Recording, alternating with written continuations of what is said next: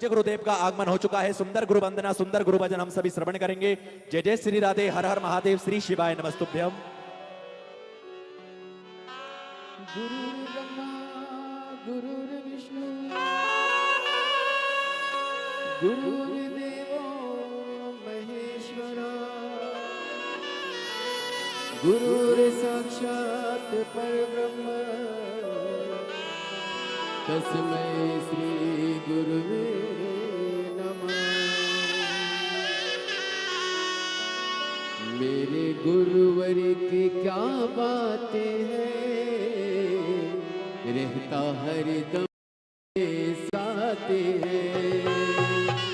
मेरे गुरुवर की क्या बातें हैं, रहता हरदम मेरे साथ है। वो मेरे गुरुवर की क्या बातें हैं, रहता हरदम मेरे साथ है। मेरे गुरुवर की क्या बातें हैं, रहता हरदम मेरे साथ है।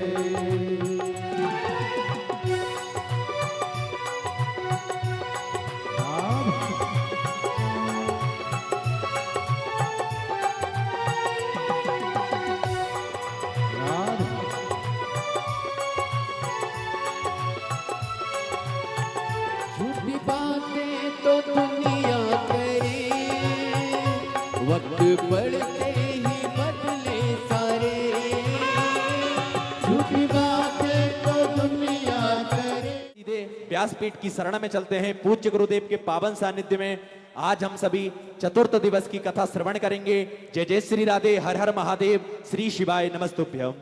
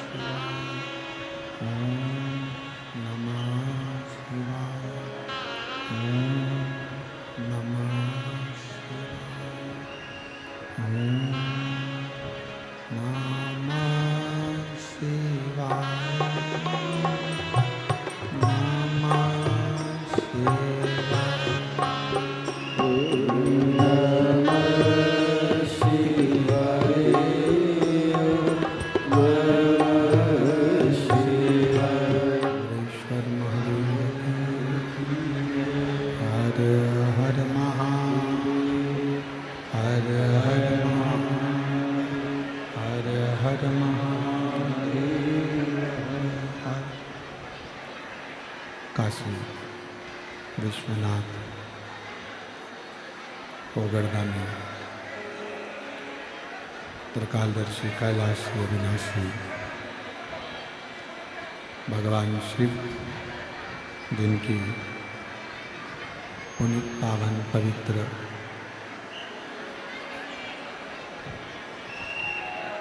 शिव महापुराण की कथा बाबा देवाधिदेव महादेव की कृपा से, करुणा से श्रवण करने का सौभाग्य प्राप्त हुआ है। भगवान देवाधिदेव महादेव, भगवान शिव, जिनकी अनुपम कृपा, करुणा, दया आप और हम पर हुई है। पवित्र श्री सिद्ध क्षेत्र चाकरवाड़ी, जिला बीड़, जहाँ सतगुरु संत श्री ज्ञानेश्वर माउली जी की पुनित पावन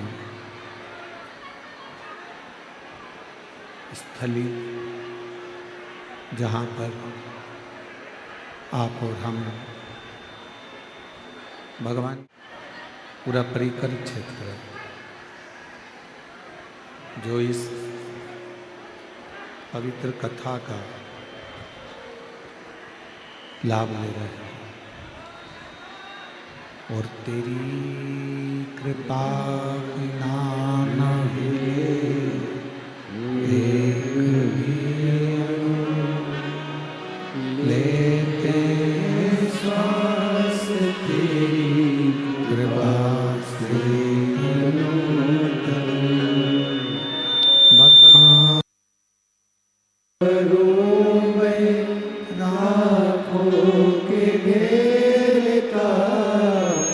चपटी भवोद में है खजाना कुबेर का, हे गंगहार मुक्ति द्वार ओंकार तू, भोले ओंकार तू, आयो शरण तिहारी शंभु तार तार तू।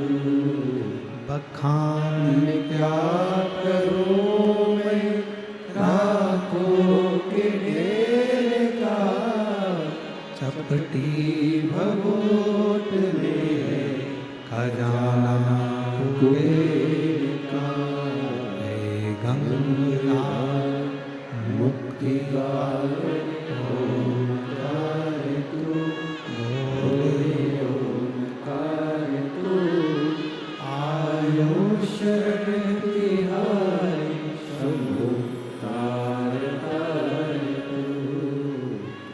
ये पवित्र पावन भूमि श्री क्षेत्र चाकरवाड़ी, जहाँ शिव का एक अंश स्वरूप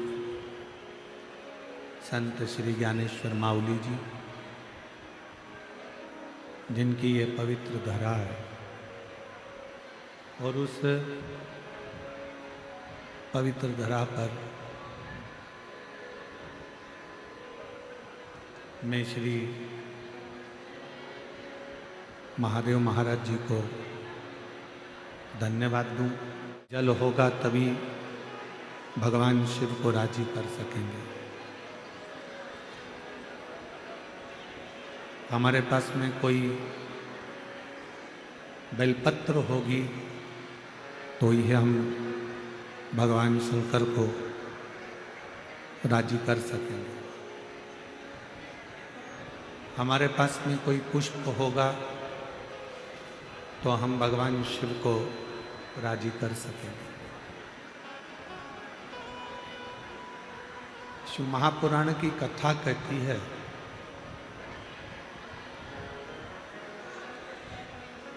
ये सारी सामग्री, पूजन का सारा सामान, ये सब बाद में है। पहले सबसे ज़्यादा अगर कोई जरूरी है, सबसे ज़्यादा यदि कुछ जरूरी है तो वो हमारा दिल, हमारा मन भगवान को समर्पित करना जरूरी है।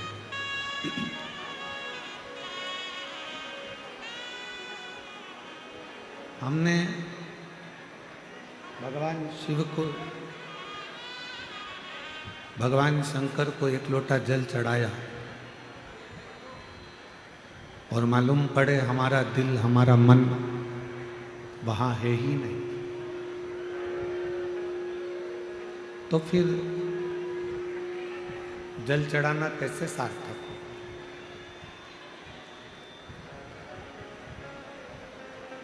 मंदिर की ही बेल करते हैं भगवान। जब आपका मन, जब आपका चित्त, आपका मन, आपकी बुद्धि सब शिव में समाहित हो,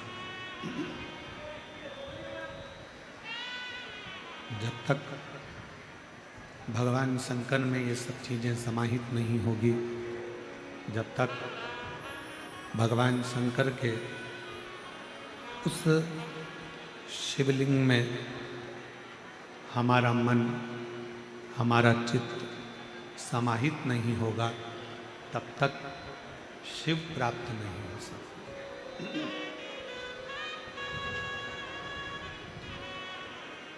भगवान शंकर की प्राप्ति का केंद्र बिंदु है हमारा दिल, हमारा मन, हमारा चित्त।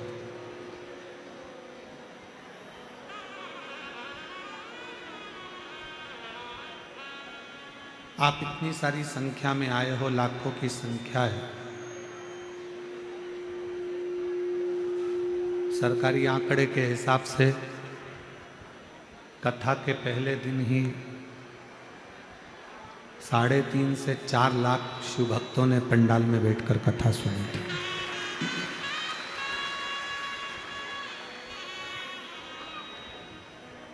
और मैं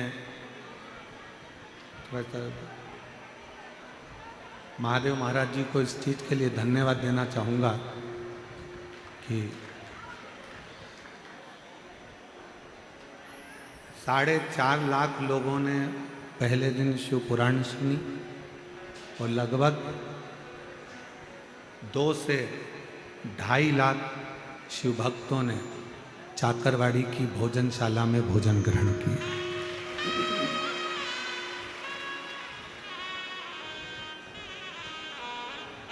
महादेव महाराज जी, मैं आपको धन्यवाद दूं, साधुवाद दूं। इतनी सुंदर महाराष्ट्र में हम जब भी कथा करें, और एक कथा नहीं कई कथा महाराष्ट्र के मराठवाड़ा में, विदर्भ में सभी दूर हुई,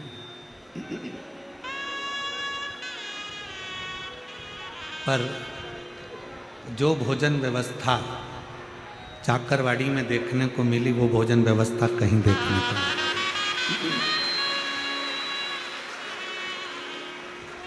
हलवा क्या, सीरा बना, हलवा बना, बूंदी बनी, चावल बना, सब्जी बनी, कढ़ी बनी, मिक्सचर बना, और कोई भी जिस भाव से आकर वहाँ खड़ा हुआ, ये देखकर भोजन दिया गया कि मेरा माऊली आया है और वही पा रहा है।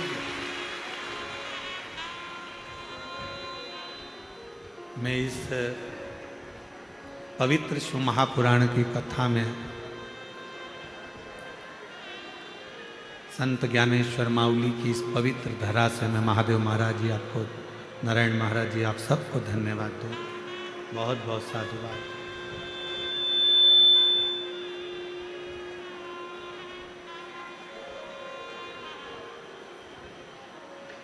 केवल भोजन बना लेना एक अलग विषय है, भोजन कर लेना एक अलग विषय है, पर उस भोजन को दिल से बनवाना और दिल से कराना। जब भोजन दिल से बनता है तो लोग दिल से पाते हैं, और दिल से पाते हैं तो दिल से दुआ देकर भी जाते हैं कि बाबा ऐसी कृपा सदा बना कर।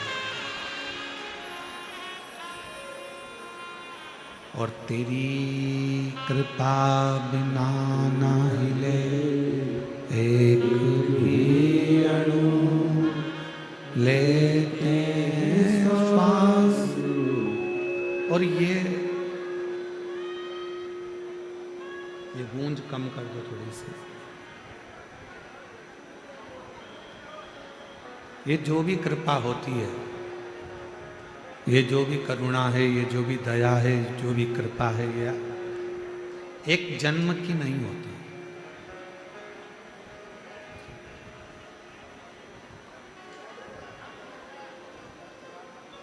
एक उत्तर देना बीड़ वालों, जितने चाकरवाड़ी में कथा सुन रहे हो सब उत्तर देना।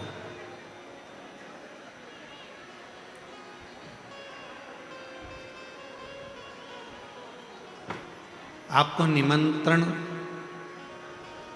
तब तक दिया जाता है जब तक आप मनुष्य की देह में हो, मानव के शरीर में हो।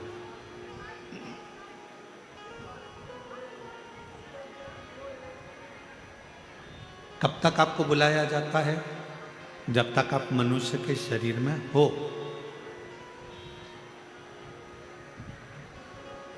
मानव बनकर जन्मे तो तुमको लोगों ने निमंत्रण भी दिया, कथा में आना, कथा सुनना, कथा में आना, बैठना, कथा श्रवण करना, आना, पधारना। ये कुछ भी नहीं चल रहा है, मुझे लग रहा है। पधारना, आना, कथा में पहुंचना, ये निमंत्रण कब तक दिया जाता है? निमंत्रण कब तक देते हैं?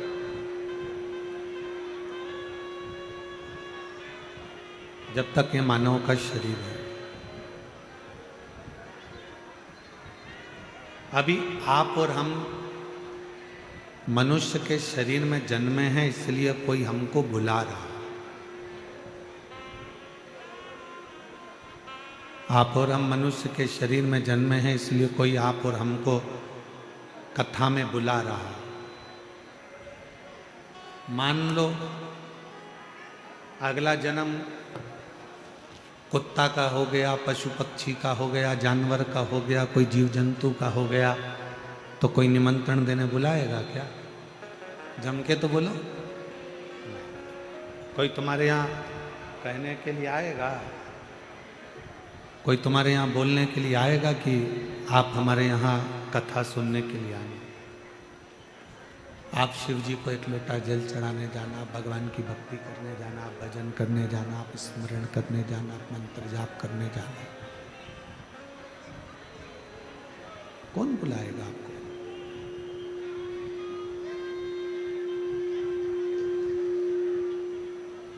मनुष्य का शरीर मिला, मानव का शरीर प्राप्त हुआ, मानव का शरीर मिला तो कोई ने आपको निमंत्रण भी दिया।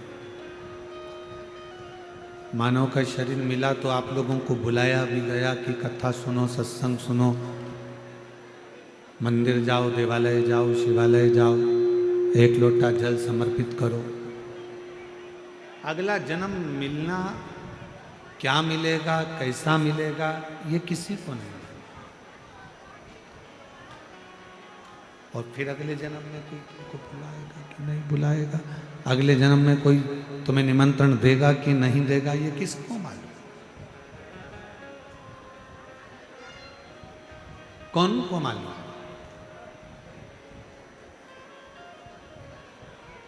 इसलिए मेरे देवाधिदेव महादेव को धन्यवाद देते रहा करो, मेरे शंकर भगवान को बार बार साधुवाद देते रहा करो कि आपने मुझे मानव का शरीर दिया और मैंने सत्संग किया।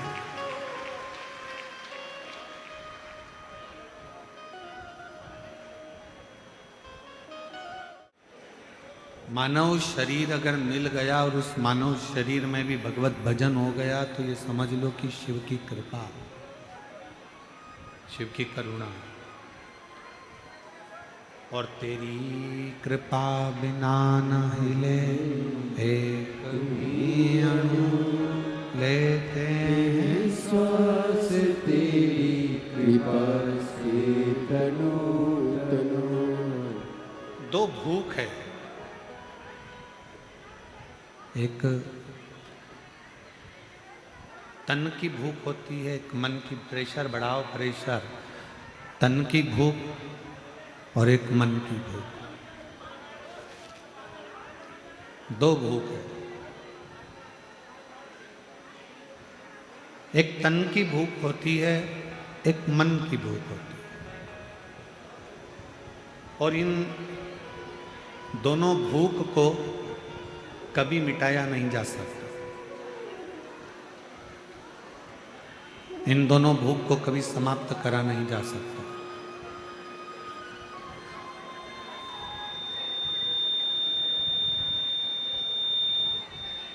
ना ही तन की भूख, बाहर की आवाज तो अंदर आ रही है पर अंदर की आवाज बाहर अंदर नहीं आ रही है। तन की भूख और मन की भूख, ये दो भूख है, और इन दोनों भूख को कभी समाप्त नहीं करा जा सकता। ना ये तन की भूख समाप्त होती है, ना मन की भूख समाप्त होती है। फिर शिव महापुराण की कथा कहती है कि इन दोनों भूखों के समाप्त नहीं होती तो फिर करा क्या जाए।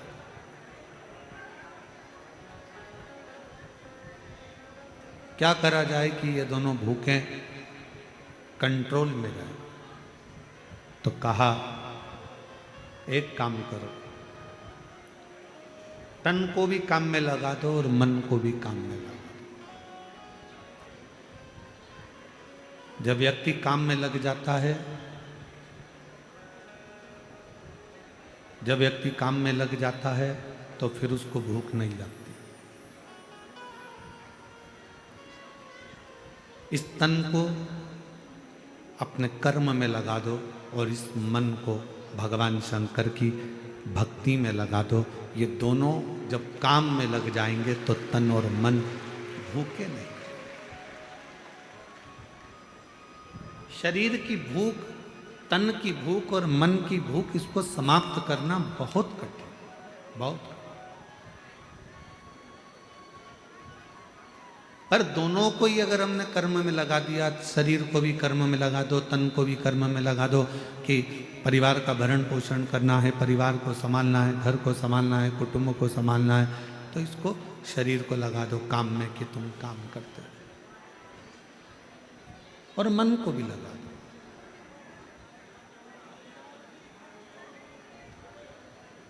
ग्यारह इंद्रियों में सबसे ज्यादा कठिन, चंचल अगर कुछ है तो वह हमारा मन है। 5 कर्मेंद्री, 5 ज्ञानेंद्री, और इन इंद्रियों पर भी सबसे ज्यादा भारी पड़ जाता है तो वो मन है। एक मन 10 इंद्रियों पर भारी पड़ता है।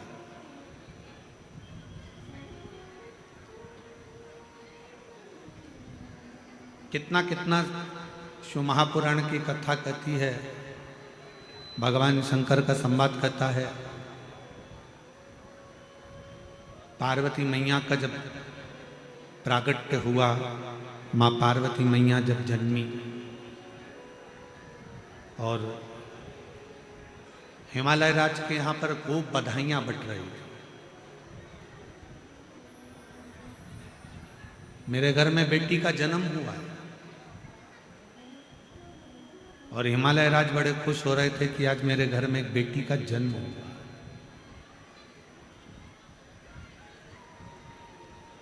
और खुशी मनाओ। इस चित्त को, इस मन को, एक बड़ा सुंदर संवाद है कि हमने अपने जीवन को, हमने अपनी उम्र को, हमने अपने भजन में इस मन को कितना लगाया। हमने कितना इस चित्त को लगाया, हमने कितना इस मन को लगाया। एक गुरुजी एक जजमान के घर आए।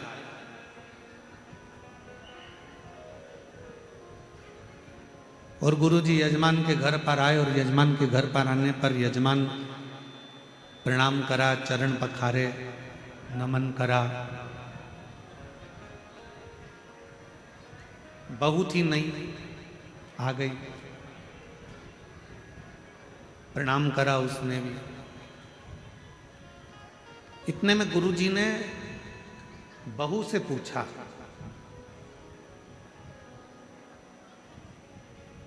बेटा तुम्हारी सास की उम्र कितनी है?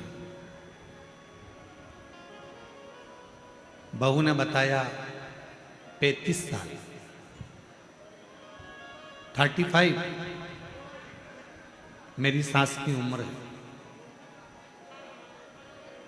तुम्हारे ससुर की उम्र कितनी है? कहा 25 साल। फिर गुरुजी ने पूछा, बेटा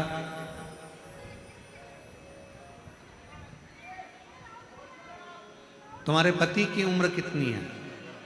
कहा कल ही पैदा हुआ है। फिर गुरुजी ने पूछा, तुम्हारी उम्र कितनी है? कहा 48 48 वर्ष। सास को गुस्सा आ गया, खड़ी हो गई। क्यों गुरुजी, मैं तुम्हें क्या 35 साल की दिख रही हूं? इसका ससुर क्या 25 साल का दिख रहा है? इसका पति कल पैदा हुआ तो शादी किसके साथ हुई? मेरी बहू सब झूठ बोल रही है, केवल इसने अपनी उम्र सही बताई है, बाकी के सब की उम्र झूठी बताई है। गुरुजी ने कहा, मां आप नाराज मत हो, मैंने आपकी बहू से उम्र नहीं पूछा, मैंने आपकी बहू से ओरिजिनल उम्र पूछी है।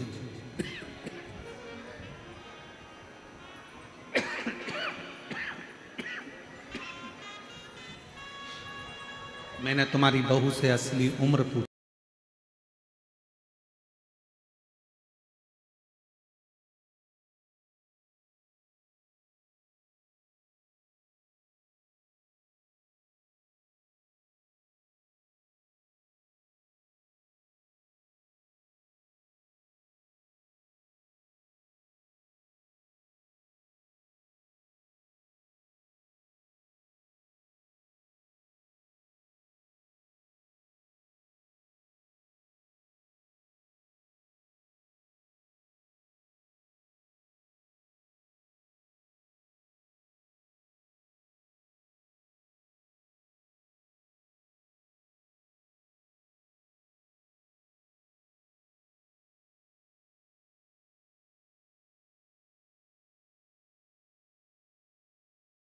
वो 48 साल की हो गई, 48 वर्ष की उम्र उसकी, ठीक है। और पति से रोज कहती थी, चलो सियोर वाला महाराज आया है, कथा चल रही है चाकरवाड़ी में। इतने दिन से नहीं गया, बस कल से ही उसने जाना चालू करा, मतलब कल ही वो पैदा हुआ है। उसका सही जीवन तो कल से ही चालू। आप में से कई माताएं, कई भाई, कई बहनें, कई मेरी जीजियां, कई मेरे जीजा, कई मेरी बेटियां, कई मेरे बेटा, आप में से भी ऐसे होंगे जो पहले दिन आए होंगे, या कल पहली बार आए होंगे, या आज पहली बार आए होंगे, जो कल और आज पहली बार कथा सुन रहे हैं या पंडाल में आए हैं। आप सबको हैप्पी बर्थडे टू यू। हमने बाकी की जो उम्र निकाली है, हमारी उम्र जो व्यर्थ गई है, नातों में, रिश्तों में, कुटुंब में, कबीले में, परिवार में, यहाँ वहाँ ना जाने कहाँ कहाँ हमने जो उम्र को निकाल दिया, वो हमारी उम्र बेकार।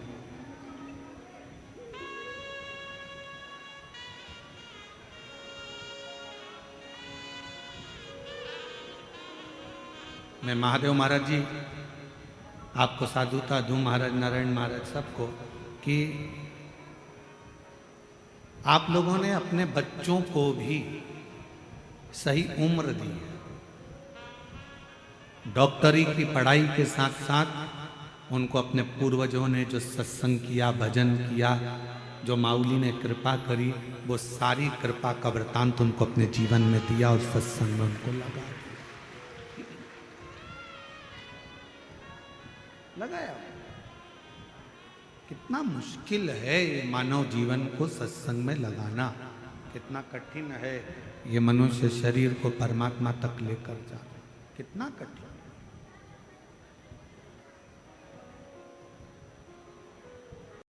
ज्यादा कठिन है ये मन। इसको लगाओ सत्संग में, भजन में, चले जाता है भोजन में। इसको भेज दो सत्संग में, तीर्थ में, चले जाता है फिल्म में। अपने मोबाइल में गूगल पर सर्च करो या इंस्टाग्राम पर देखो या व्हाट्सएप पर देखो, बहुत सारी चीजें 24 घंटे आती रहती है। 24 घंटे तुम देख देख के थक जाओगे, पर तुम्हारा मोबाइल नहीं थकेगा,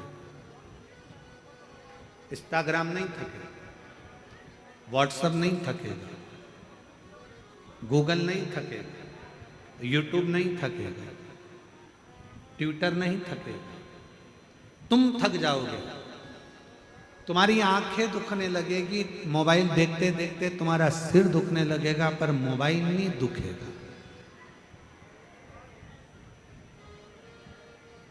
पचासों चीज दिन भर मोबाइल में आती है, रात भर मोबाइल में आती है। अब ये आपके ऊपर आधारित है कि आपको उसमें से क्या ग्रहण करना है।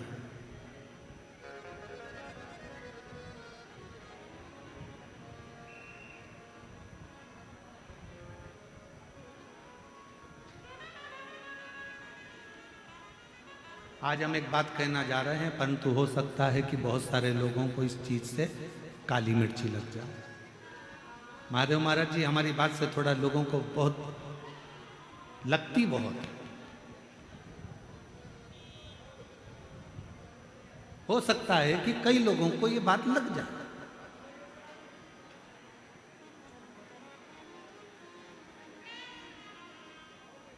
आज के समय के बच्चे आपकी बिल्कुल नहीं सुनते।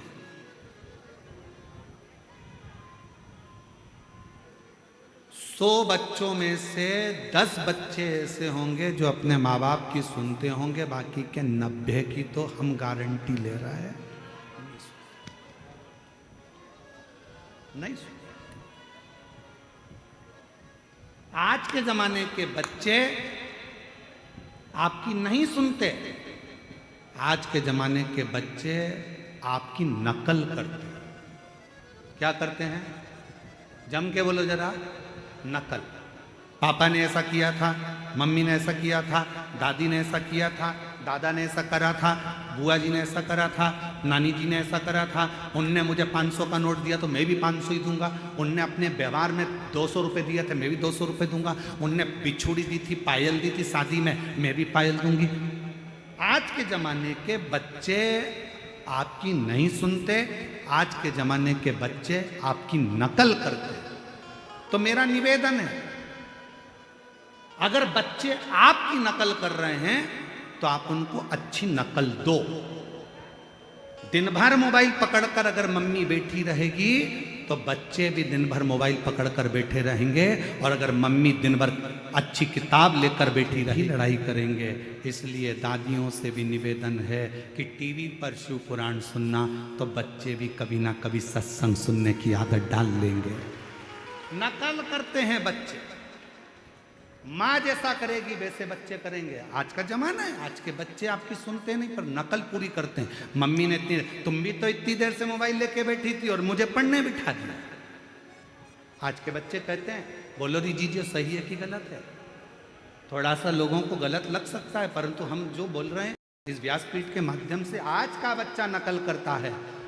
मम्मी तुम भी तो रात को 10-10 बजे तक मोबाइल देखती रहती हो, और हमको मना करती रहती हो। बच्चे नकल करते हैं। तुम मोबाइल पकड़ कर बैठोगी तो तुमसे ज़्यादा तुम्हारी औलाद मोबाइल पकड़ कर बैठेगी। तुम दिन भर शॉपिंग करोगी तो तुम्हारी औलाद भी बाइक लेकर जाएगी और मॉलों में शॉपिंग करेगी। तुम अगर 24 घंटे मायके बात करोगी फोन पर तो तुम्हारी औलाद भी फिर टीना मीना गीना नीना से बात करती रहेगी। बस यही चीज। बच्चे आपको और हमको देख रहे हैं, बच्चे घर के माँ बाप को देख रहे हैं। आज के बच्चे आपकी सुनते कम हैं, पर आज के बच्चे आपकी नकल ज़्यादा करते हैं। इसलिए अपने बच्चों को अगर नकल भी सिखा रहे हो तो एक काम करना, रोज़ आधा 1 घंटा रामायण लेकर, भागवत लेकर, गीता लेकर, शिवपुराण लेकर, ज्ञानेश्वरी लेकर अपने हाथ में लेकर बैठना, तो मुझे उम्मीद है कि आने वाली पीढ़ी भी वो शब्द याद रहे, वो भी पकड़े।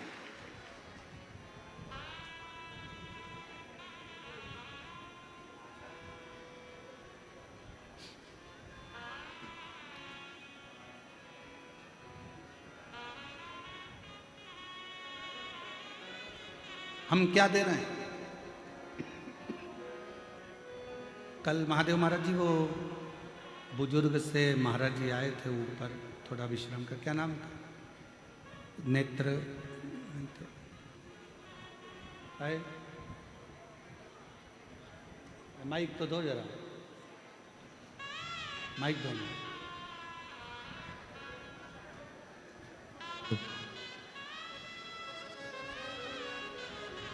कौन से महाराज जी थे? महाराज जी मुकुंद काका जाट देवळेकर। है? आवाज- मुकुंद काका जाट देवळेकर। मुकुंद महाराज जी, प्रणाम, बैठिए। कल उनको दर्शन हमने किए मुकुंद महाराज जी के। उनके सुपुत्र भी कीर्तनकार, सुपुत्र के सुपुत्र भी भगवत भजन।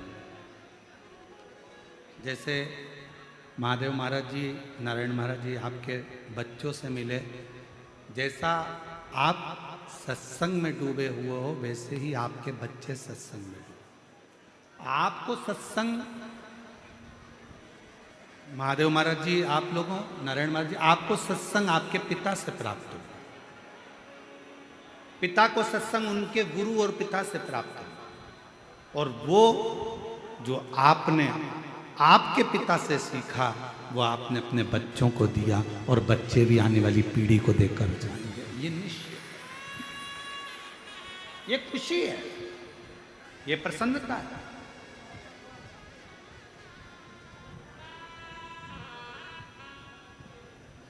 आज के जमाने की शिक्षा भी आपने अपने बच्चों को दी है, और जो संस्कारों की शिक्षा है वो भी अपने बच्चों को दी।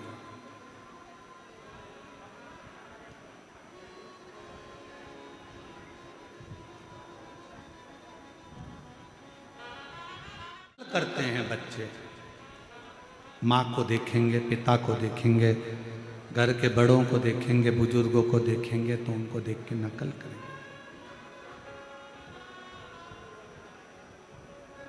शिव महापुराण की कथा कहती है हर माँ से प्रार्थना करती है। इस व्यासपीठ के माध्यम से चाकरवाड़ी की इस पवित्र भूमि से, बीड़ जिले से हम आपसे निवेदन करते हैं कि आप अपने घर में कम से कम आधा घंटा 1 घंटा किताब लेकर बैठो मेरी जीजियों। जब आप कोई पुराण में रख दोगी तो तुम्हारे बच्चे भी ये सोचेंगे मम्मी भी शादी के इतने साल के बाद भी पढ़ाई कर रही है तो मैं भी थोड़ा पढ़ाई कर लूं, बच्चों को थोड़ा सीख, थोड़ी सी। गायत्री परिवार वाले कहते हैं हम सुधरेंगे युग सुधरेगा, यही बोलते हैं, जम के बोलो, क्या बोलते हैं? हम सुधरेंगे युग सुधरेगा, हम बदलेंगे युग बदलेगा। बदलना किसको है? पहले अपने आप, हमको स्वयं।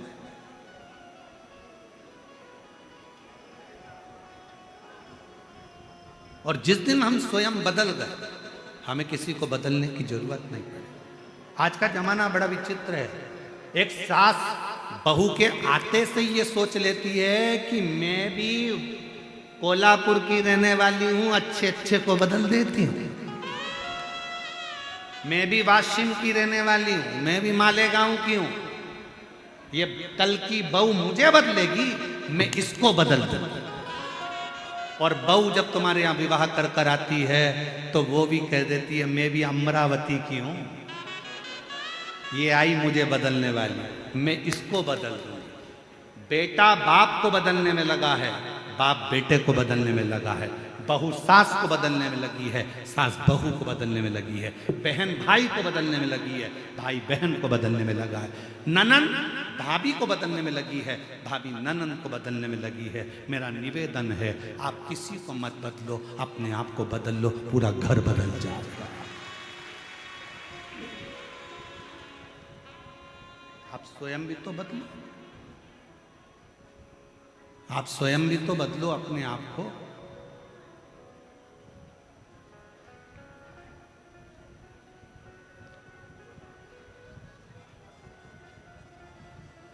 स्वयं बदलो।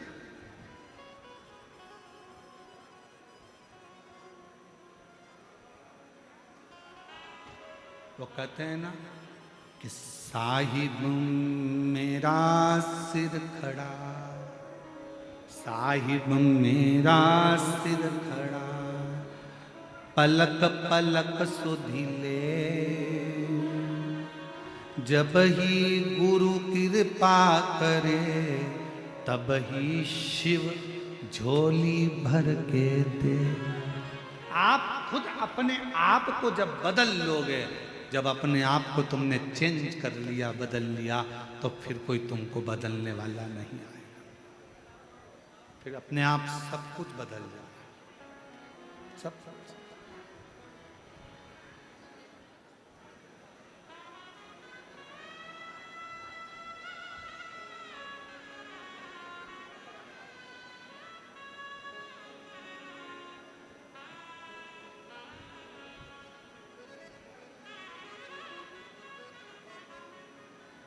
शिव महापुराण की कथा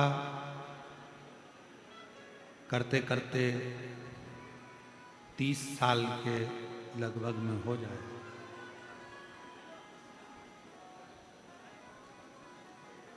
इन 30 साल के अंदर हमने अपनी व्यासपीठ से कभी ये नहीं कहा कि आप अपने रिश्तेदारों को या अपने कुटुंब वालों को या परिवार वालों को कथा में लेकर आओ, कभी नहीं बोला। इन 30 साल में आपसे केवल इतना जरूर कहा कि आप कथा तक आओ। जब आप कथा तक आओगे, एक ना एक दिन ऐसा आएगा कि अपन अगर सुधर गए, अपन शिव तक जाना चालू कर दिए, तो एक दिन पूरा मोहल्ला, पूरा गांव, पूरा घर, सब शंकर के मंदिर जाना चालू।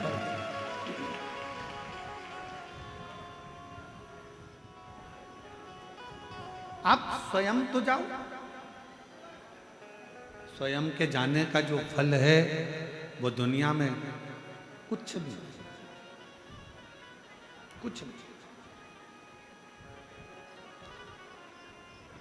तू बच नहीं पाएगा, अरे ओ अज्ञानी मत करना, अरे ओ अज्ञानी मत करना, तेरे कर्म का फल भी तू ही पाएगा, जैसा किया तूने तेरे आगे आएगा। मत बुरे कर्म कर बंदे वरना पछताएगा, भगवान की आंखों से तू बच नहीं पाएगा, तू बच नहीं पाएगा। हम स्वयं को सुधार लें।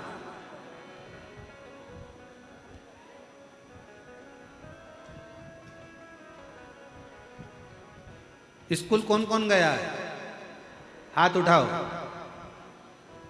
अरे उठाओ तो, सभी गए होंगे, हम भी गए, उठा लिया, कर लो।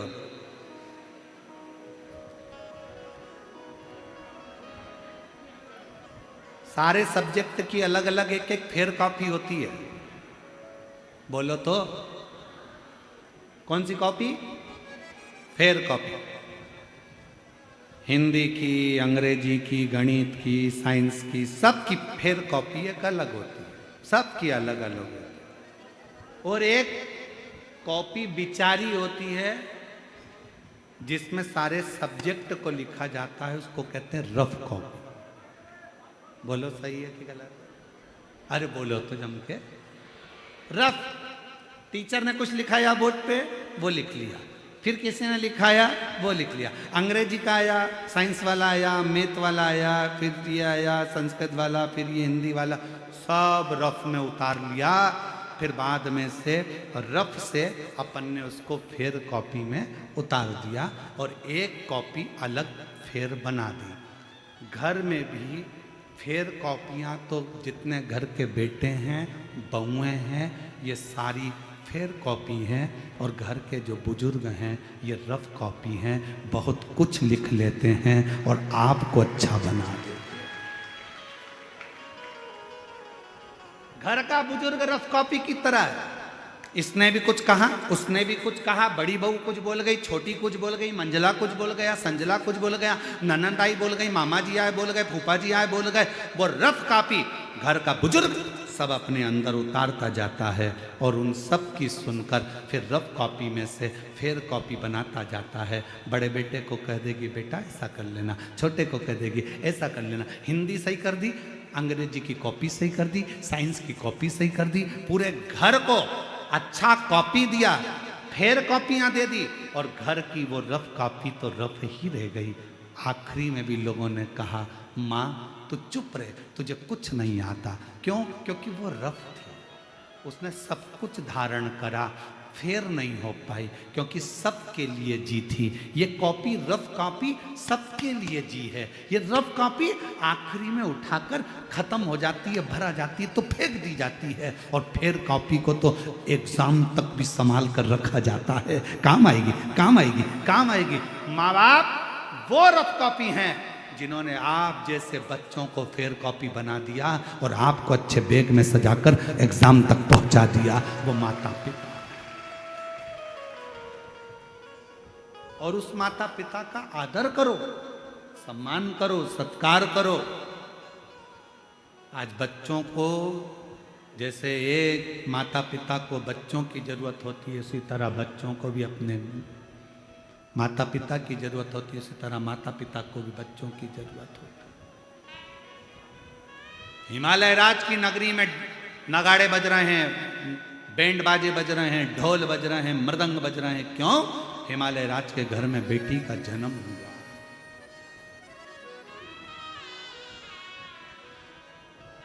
बेटी का जन्म और कितना ना, जरा देखो शिव महापुराण की कथा को उठाकर देखिएगा। शंकर भगवान की धर्म पत्नी पार्वती जी का जन्म होता है तो हिमालय राज के यहाँ पर नगाड़े बजते हैं, ढोल बजते हैं। शंकर भगवान की खुद के घर में अशोक सुंदरी का जन्म होता है। जया, विषहरा, शामली बारी, दौतली, देव, शंकर भगवान के घर में 6 लड़कियों का जन्म होता है। गणेश जी का जन्म हुआ तो नगाड़े नहीं बजे, कार्तिकेय का जन्म हुआ तो नगाड़े नहीं बजे, और शंकर भगवान के घर में भी अगर बेटी का जन्म हुआ है तो नगाड़े बज रहे हैं, नगाड़े बज रहे हैं, आनंद हो रहा है। चारों तरफ बधाइयां बांटी जा रही हैं कि हमारे घर में बेटी का जन्म हो गया। बेटी का, पर बेटी भी हो तो ऐसी हो जो अपने माँ बाप का नाम रोशन करे। आज के जमाने में एक बेटी ने इंदौर में ऐसा काम कर दिया कि पूरा मीडिया हिलकर रह गया। आप सबको मालूम होगा वो राजा की कथा कि क्या उत्पात मचाया। ऐसी बेटी ना, ऐसी बेटी। पार्वती माता का जन्म हुआ, हिमालय राज की नगरी आनंदित हो गई। आनंदित, पूरी हिमालय राज आज गौरवान्वितता महसूस कर रहे हैं। और मेरा बेटियों से निवेदन है, जितनी बेटियां इस आस्था चैनल के माध्यम से कथा सुन रही हैं, जितनी इस सोशल मीडिया पे कथा सुन रही हैं, जितनी इस चाकरवाड़ी की पवित्र भूमि पर कथा सुन रही हैं, माउली बाबा के इस पवित्र स्थान से, मेरे शंकर का एक रूप है माउली, उनके एक इस पवित्र स्थान से जितनी बेटियां कथा श्रवण कर रही हैं, मैं उनसे भी कहूँगा कि आप, केवल एक बेटी ऐसी होती है जो अपने माँ बाप को 94 तरह के नरक में से बाहर निकाल के ले आती है। बेटी, बेटा नहीं, बेटा एक कुल को तारता है। बेटे को तो कन्यादान, बेटे को तो बाप का पिंडदान करना पड़ता है, बेटे को तो माँ का पिंडदान करना पड़ता है, बेटे को तो दादा दादी का पिंडदान करना पड़ता है, तब जाकर वो तरते हैं। पर बेटी को पिंडदान की भी जरूरत नहीं पड़ती जब माँ बाप अपनी बेटी का कन्यादान करते हैं। कन्यादान के समय पर माँ बाप 94 तरह के नरकों से छूट जाते हैं, 94 तरह के नरक से छूट जाते हैं। बेटी बेटी होती है।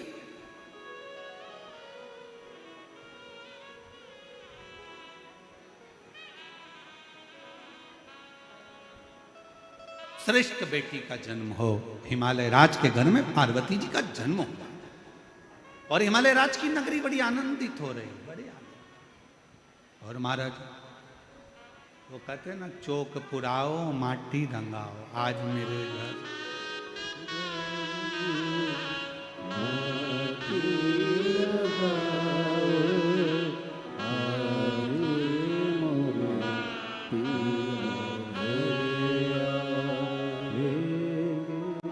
सुंदर भाव कहा गया कि भगवान शिव के पार्वती मैया का प्रागट्य हुआ, हिमालय राज आनंदित हुआ, पितृलोक आनंदित हुआ, देवलोक आनंदित हुआ, भूमंडल आनंदित हुआ, चारों तरफ आनंद ही आनंद समाहित हो गए। पूरा देवलोक आनंदित है, पूरा देवलोक। और उस देवलोक में जब पार्वती मैया का जन्म के समय पर देव ऋषि नारद जी का आगमन हुआ, देव ऋषि नारद का आगमन, और नारायण श्रीमन नारायण, नारायण श्रीमन नारायण। देव ऋषि नारद का आगमन हो गया। हिमालय राज कि धर्म पत्नी मैनावती की गोद में पार्वती जी देखा।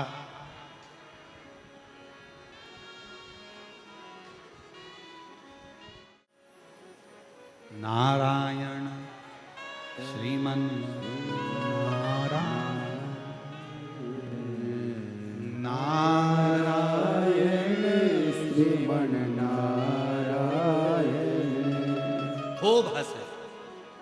हिमालय राज ने हाथ जोड़कर प्रार्थना कर कर अंदर प्रवेश दिया। भीतर प्रवेश। शिव महापुराण की कथा कहती है, जो महाकाल के दरवाजे पर जाता है वो भाग्यशाली कहलाता है। जो महाकाल के दरवाजे पर जाता है वो भाग्यशाली कहलाता है। और जो घर पर बैठकर महाकाल को याद कर लेता है वो सौभाग्यशाली कहलाता है। जो महाकाल के दरवाजे जाता है वो भाग्यशाली कहलाता है। और जो घर बैठकर मेरे काल अधिपति महाकाल को याद कर लेता है वो सौभाग्यशाली कहलाता है कि मैंने आज मेरे बाबा को अपने घर तक बुला लिया है। घर तक।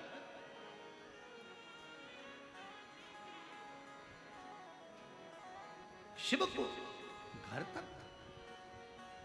देवऋषि नारद ठाका लगाकर हंस दिए। और जो देवऋषि नारद ठाका लगाकर हंसे तो हिमालय राज ने पूछा, एक संत साधु तपस्वी, गुरु, साधक, उपासक इतना ठाका लगा कर हंसे तो सोचना पड़ता है कि इतना बड़ा महाराज, इतना बड़ा संत, इतना बड़ा सन्यासी, इतना बड़ा तपस्वी, साधक, उपासक इतनी तेज हंसता नहीं है, इतना तेज ठाका लगाकर हंसता नहीं, पर आप हंस रहे हो इतना तेज, क्या बात है? नारद जी के हंसने पर हिमालय राज के अंदर थोड़ी सी क्षुब्धता उत्पन्न हुई।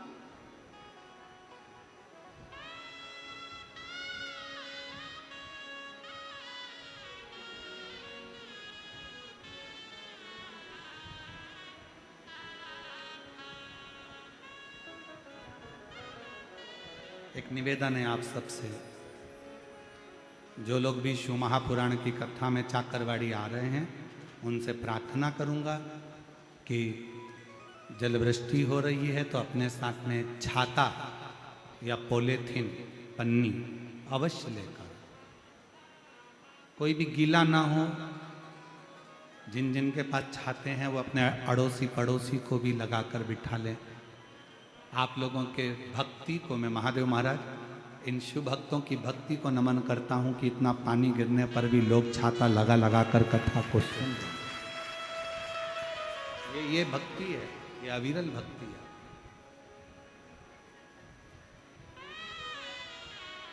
नहीं तो महाराज जी श्रोताओं के लिए सोफे लगाना पड़ते हैं, कुर्सियां लगाना पड़ती है। आप देखेंगे कि लोगों ने वहाँ की सारी कुर्सी उठा के इकट्ठी करके धर दी, क्योंकि इनको मालूम है कुर्सी में जो मजा नहीं है वो जमीन पर बैठ कर कथा श्रवण करने का जो मजा है वो कहीं नहीं। सब कुर्सियों का ढेर लगा दिया, ये रखी है, क्या करें उस कुर्सी का कि उसमें आनंद नहीं है। जो आनंद और वास्तवता है, चौकी पर बैठे तो चौकीदार कहलाए हो और जमीन पर बैठे तो जमींदार कहलाए हो, ये तो निश्चित है। चौकी पर बैठे तो चौकीदार कहलाए हो और जमीन पर बैठे तो जमींदार कहलाए हो। और चौकीदार की ड्यूटी तो 2-3-4 घंटे में पूरी हो जाती है, पर जमींदार ड्यूटी नहीं करता, जमीन का मालिकाना हक रहता है, वो जमींदार कहलाए। जमींदार हो आप, इसलिए जमींदार को टेंशन नहीं रहता, कुर्सी वालों को टेंशन रहता है। जरा सा कोई टच हुआ और कुर्सी हिली, गिराएगा, सर उतर, गिर जाऊंगी,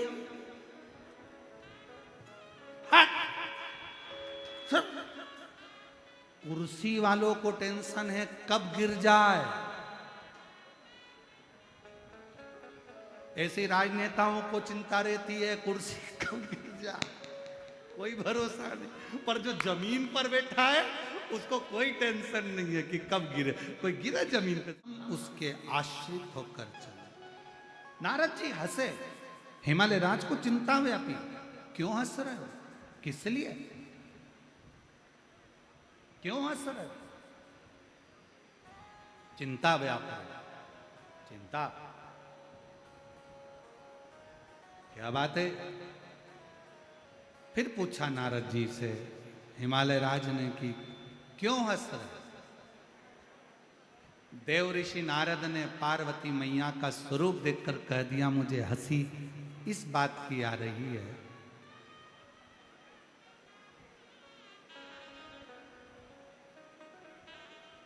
आज वो कथा भी याद आ गई राजा भोज की। कभी आप लोगों ने पढ़ी होगी राजा भोज की कथा। एक राजा भोज हुए जिनके राजा भोज जब स्नान कर रहे थे, नहा रहे थे, तो उनकी पत्नी उनके ऊपर पानी डाल डालकर नहला रही थी।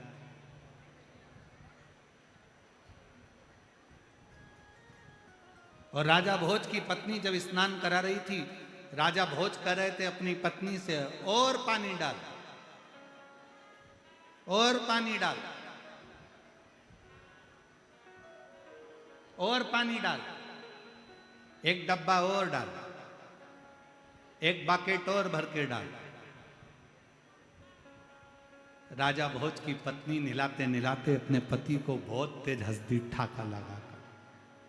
आज देवर्षि नारद के हंसने पर यह कथा स्मरण में आ गई। राजा भोज की पत्नी जो हंसी, राजा भोज को गुस्सा आया। राजा भोज ने कहा मैं नहा रहा हूं, पानी डालने को कह रहा हूं और तू मेरे को देखकर इतना ठाका लगा कर हंस रही है, बता क्यों हंस रही है? धर्म पत्नी ने कहा मैं नहीं बताऊंगी आपको कि मैं क्यों हंस रही हूं। राजा भोज ने कहा तुझे मेरी कसम है बताना पड़ेगा कि तू क्यों हंस रही है।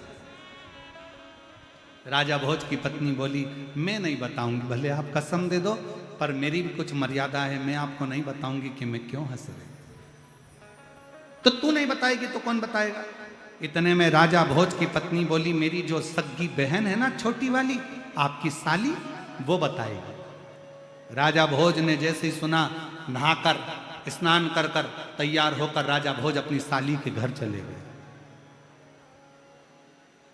और राजा भोज ने अपनी साली से पूछा मुझे तुमसे बात करना है। साली लगी थी काम में, उसने कहा जीजा जी मैं बाद में बात करूंगी। थोड़ी देर बाद राजा भोज फिर अपनी साली के घर चले गए। साली से कहा मुझे तुझसे बात करना है। साली ने कहा क्या बात करना है जीजा जी? साली से कहा कल तुम्हारी बहन मुझे पानी भर भर कर स्नान करा रही थी, मैं उससे कह रहा था कि एक डब्बा पानी और डाल, एक बकेट पानी और डाल। मुझे नहलाते समय मैं तुम्हारी बहन से कह रहा था और पानी डाल और पानी डाल, तो तुम्हारी बहन बहुत तेज हंसी थी। मुझे पूछना है, इसका उत्तर दो, तुम्हारी बहन क्यों हंसी थी? इतने में राजा भोज की साली ने कहा जीजा जी इसका उत्तर तो मैं नहीं दूंगी, पर परसों के दिन मैं अपने बेटे को जन्म दूंगी। उस बेटे की जो शादी होगी, उसकी जो बहू आएगी, वो बहू तुमको बताएगी, उसकी बहू तुमको बताएगी कि मौसी सास क्यों हंसी थी। मैं नहीं बताऊंगी, बताएगी तो वो बताएगी। और शंभो शरणे पड़ी मांगू घड़ी दुख एक निवेदन आप सबसे, अगर स्वीकार करें तो अच्छी बात है। थोड़ा थोड़ा क्लोज होंगे ना तो हो सकता है 25 से 50 लोग और आपके बीच में बैठ सकेंगे। थोड़ा थोड़ा सा आप लोग अंदर की ओर दबेंगे तो जो गीले हो रहे हैं वो लोग भी अंदर की ओर आते चले जाएंगे। थोड़ा थोड़ा दबते चले जाए। अंदर वालों से निवेदन है पहले जो बीच में बैठे हैं वो थोड़ा थोड़ा दबेंगे तो अंदर वाले बाहर वाले अंदर आते चले जाएंगे।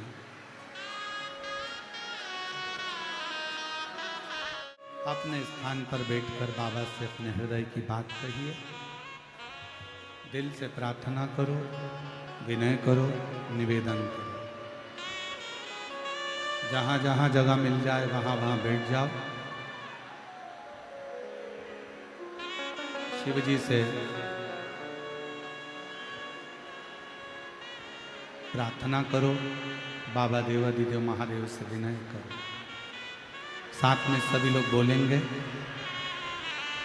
प्रार्थना करेंगे, विनय करेंगे। जिसको आता है वो साथ में अवश्य बोले और बाबा से प्रार्थना करें।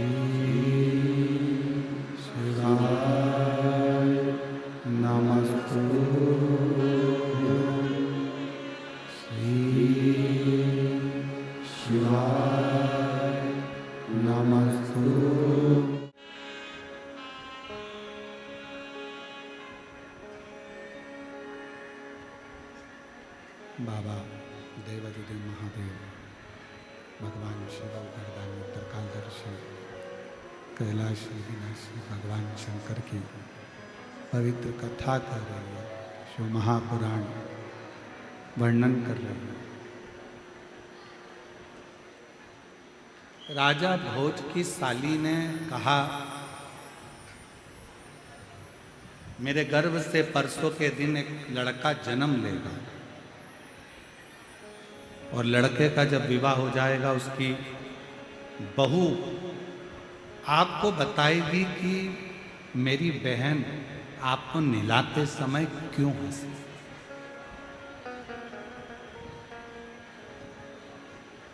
इतना ठाका लगाकर हंसने का काम क्या था।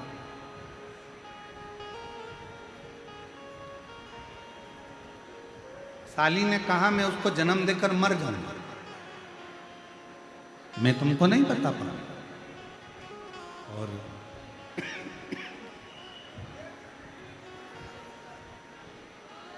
साली ने बच्चे को जन्म दिया।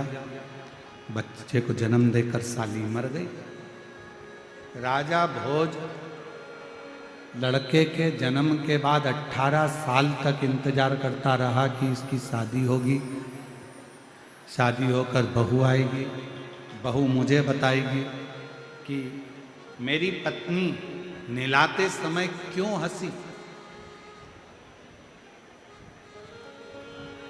नहलाते समय, स्नान कराते समय ठाका लगाकर क्यों हंसी थी।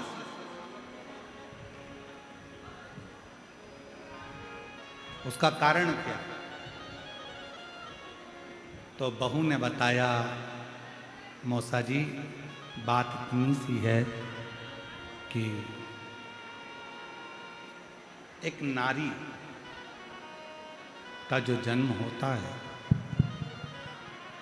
एक नारी का जो जन्म होता है, कभी वो पत्नी के रूप में जन्म लेती है, कभी वो मां के रूप में जन्म लेती है। आपकी जो धर्म पत्नी है, पूर्व में आपकी एक बार मां बनी थी। आप छोटे से थे, नहाने का मन नहीं कर रहा था, भाग रहे थे। मां पकड़ कर लाई, नहलाया, पानी से डर रहे थे। तुम्हारी पत्नी आज इसलिए हंस रही थी कि जो पहले बचपन में डर रहा था, कई सालों, कई जन्म पहले, आज वही मुझसे कहता है कि एक डब्बा पानी और डालो। वो बात याद आकर तो ऐसा मेरी पत्नी ने मुझे क्यों नहीं बताया। कहा, मौसा जी हर प्रश्न का उत्तर देने का एक समय होता है। कभी कभी उत्तर समय पर नहीं दिया जाता। हो सकता है कभी कभी देवऋषि नारद कह रहे हैं कि मेरे हंसने का कारण आप पूछ रहे हिमालय राज। हिमालय राज ने पूछा, बताओ ये क्यों हंस रहे हो, ठाका लगाकर हंसने का कारण क्या है, तुम्हारे चेहरे पर यह हंसी क्यों। एक संत, साधु, गुरु, तपस्वी, साधक, उपासक, सन्यासी इतना तेज ठाका लगाकर हंसे, ये श्रेष्ठ नहीं।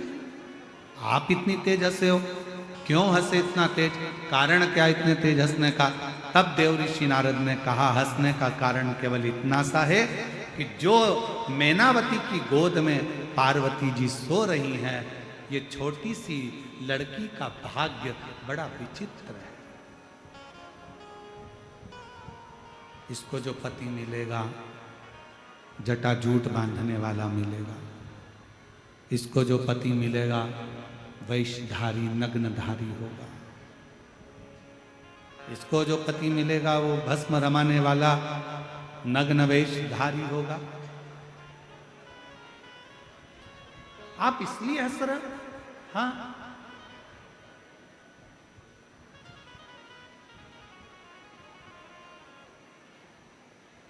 हिमालय राज्य की धर्म पत्नी की आंख में से आंसू बह रहे हैं।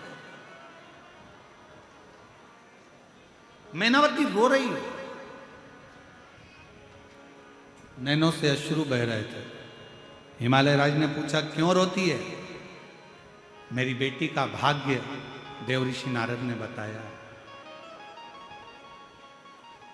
इतनी देर में तो तुरंत हिमालय राज ने अपनी धर्म पत्नी को समझाकर कहा, भाग्य बताने वाले ने भाग्य बताया है। फिर निवेदन करूं, ये बात हमने पहले भी कथा में कही, इसके सिवा कोई नहीं। और मेरे बाबा दया करना, मैं तेरे भरोसे, खींचना पड़ रहा है, मेरे भोले दया करना, मैं तेरे भरोसे, ना घर के भरोसे हो, ना परिवार के भरोसे हो, ना घर के भरोसे हो, ना परिवार के भरोसे हो, भोले बाबा दया करना, मैं तेरे भरोसे हूँ, मेरे बाबा दया करना, मैं तेरे भरोसे हूँ। भाग्य बताने वाले ढेर मिलेंगे, साहब तुम्हारी किस्मत में ऐसा लिखा है, तुम्हारे भाग्य में ऐसा लिखा है, तुम्हारी जिंदगी में ऐसा लिखा है, तुम्हारे भाग्य में ऐसा लिखा है, तुम्हारी किस्मत में ऐसा लिखा है, तुम्हें ये वाला व्यापार नहीं फलेगा, तुम ये वाला व्यापार मत करना, आज का मुहूर्त नहीं है, कल का करना, परसों का मुहूर्त नहीं है, नरसों का करना। अभी लोग कहेंगे 4 महीने देवता सो गए,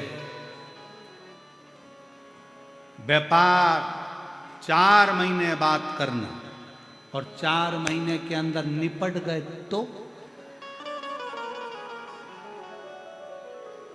शिव महापुराण की कथा तो कहती है काल करे सो आज कर।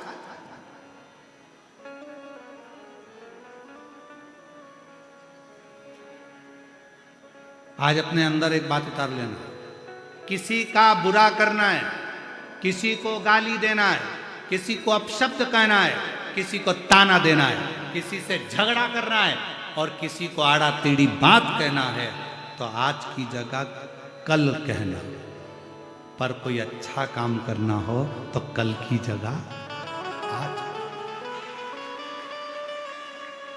जब कोई अच्छा काम करना है तो कल की जगह आज करो।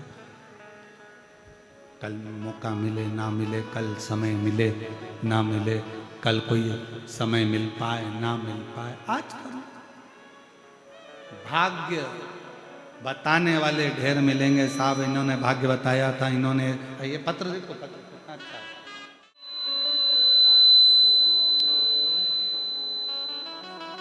मैं सो संगीता तुकाराम जी तांदड़के, मुकाम पोस्ट बंजरवाड़ी, तहसील जिला बीड़।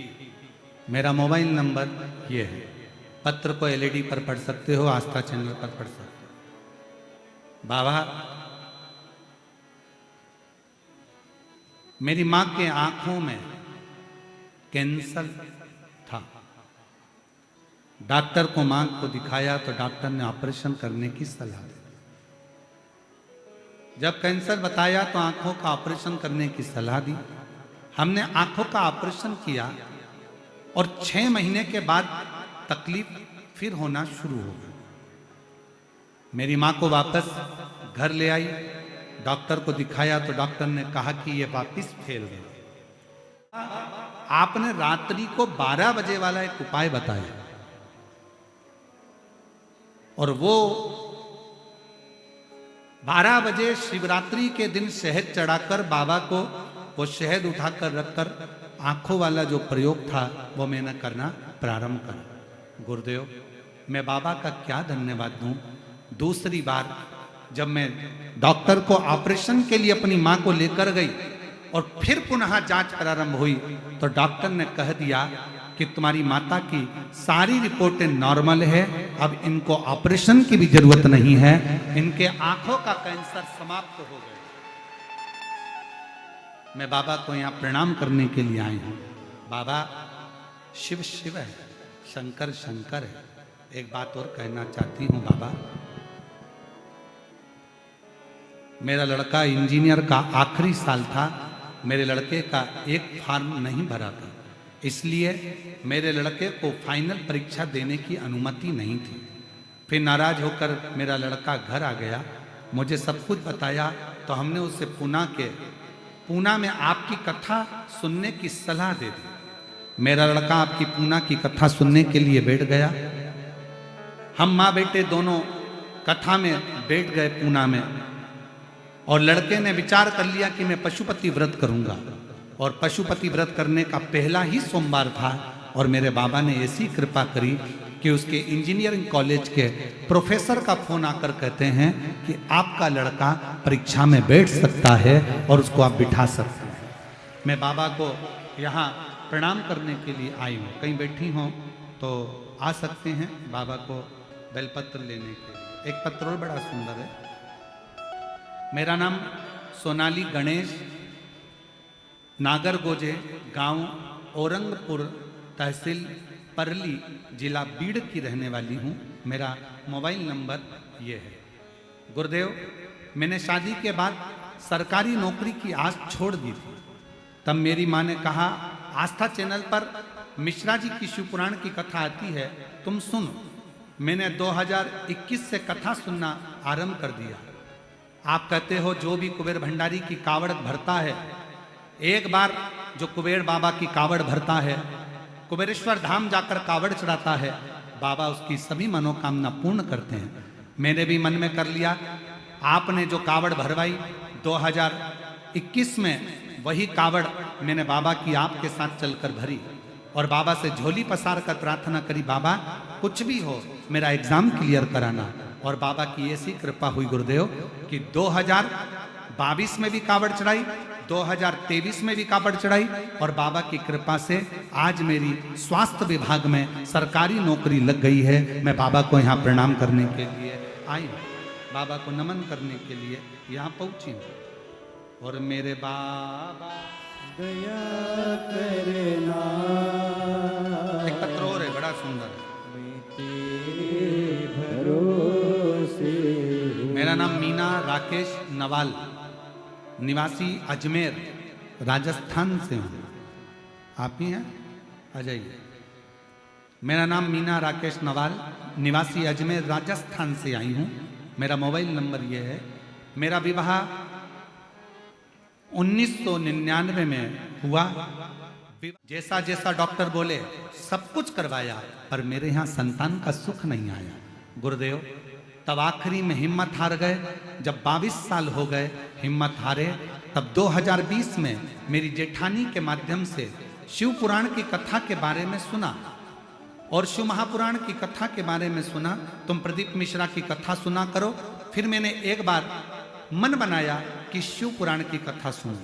आपकी कथा सुनने में मैंने आंकड़े की जड़ का प्रयोग किया। मैंने पशुपतिनाथ का व्रत किया। बिलपत्र के वृक्ष के नीचे ब्राह्मण ब्राह्मणी को खीर खिलाने वाला एक प्रयोग किया, और बाबा की कृपा ऐसी हुई कि 2022 में अक्टूबर के महीने में मुझे 23 साल के बाद संतान की प्राप्ति हुई। मैं बाबा को प्रणाम करने के लिए आया। ले आओ बच्चे को, लिया। 23 साल के बाद मुझे संतान की प्राप्ति हुई। मैं बाबा को यहाँ प्रणाम करने के लिए आई। शिव शिव है, शंकर शिव। और तेरी कृपा का, सब बोलो, सब साथ में बोलिएगा। तेरी कृपा का क्या है भरोसा, कब किस पर हो जाए, जरा सी हम पर कर दो, ओ जरा सी हम पर कर दो। जिस पर भी हो गई तेरी करुणा कृपा भव पार हुआ, भव पार हुआ। पापी हो चाहे जितना, उसका भी बाबा उद्धार हुआ, उद्धार हुआ। गिद्ध अजामिल गणिका जैसे, गिद्ध अजामिल गणिका जैसे, तेरे मन को भाए, जरा जरा सी हम पर कर दो, जरा तेरी कृपा का क्या है भरोसा कब किस पर हो जाए, जरा सी हम पर कर दो, जरा सी हम पर कर दो। शिव शिव शंकर शंकर।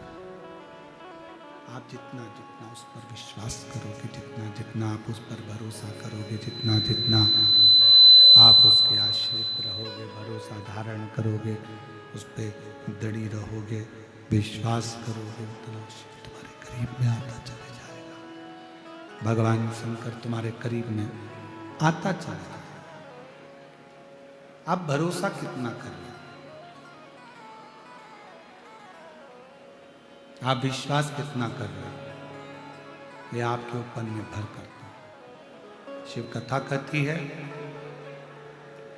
इसी पंडाल में एक लड़का बैठा है, 16 साल की उसकी उम्र है, धनश्री वैष्णव, 16 साल का में उम्र है इसकी। 3 साल से इसके मुंह में गठान हो गई। कहीं बैठा हो धनश्री वैष्णव, मोबाइल नंबर ये है, अगर कहीं बैठा हो तो बेलपत्र लेने के लिए आ सकता है। 3 साल से मेरे मुख में एक गठान हो गई थी। जितने डॉक्टरों को दिखाया, सारे डॉक्टरों ने कहा कि इसका ऑपरेशन कराना पड़ेगा और इसकी जांच हो। मेरे घर के लोग रोने लगे, आंख से आंसू बहने लगे। क्या कहें, जितने डॉक्टरों को दिखाओ सभी एक ही बात बोलते हैं कि ऑपरेशन कराकर जांच कराओ।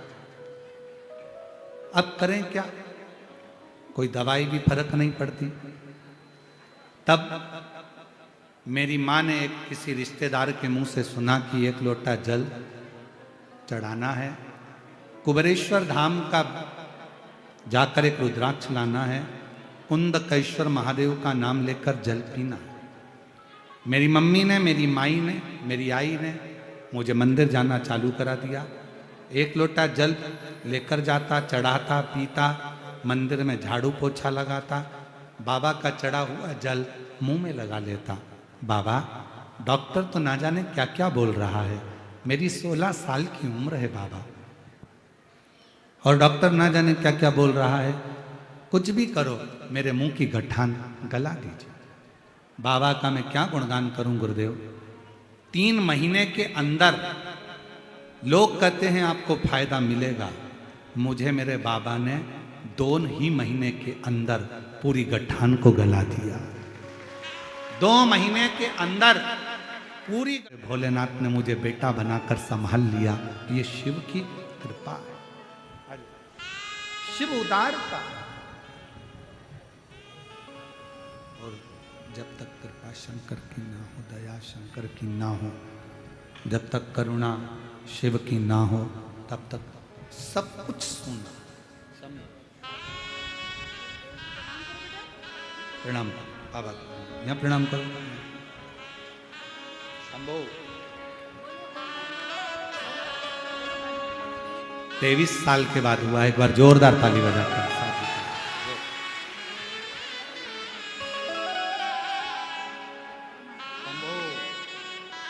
हर हर महादेव। दोनों हाथ उठा के बोलो हर हर महादेव।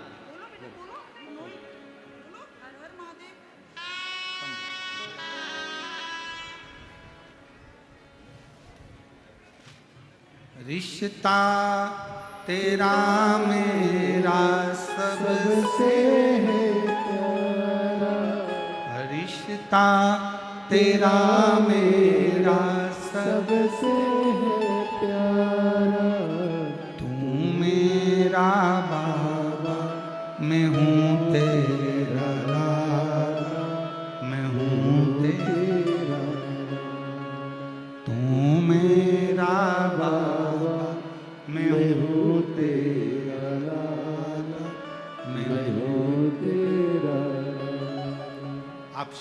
के प्रति कितने समर्पित हैं, आप शिव के प्रति कितने आश्रित हैं, यह आपके ऊपर निर्भर करता है। यह आपके ऊपर जाता है कि आप भगवान शिव की कितनी आराधना करते हैं, कितनी प्रार्थना करते हैं, कितना निवेदन करते हैं, कितना अर्चना करते हैं, कितनी चाकरी करते हैं। चाकरवाड़ी की इस पवित्र धरा से इतना कहूँगा, इस व्यासपीठ के माध्यम से, कि कुछ भी ना बने तो शिव के मंदिर में जाकर थोड़ी सेवा कर लिया। शंकर के मंदिर में जाकर थोड़ी सेवा कर।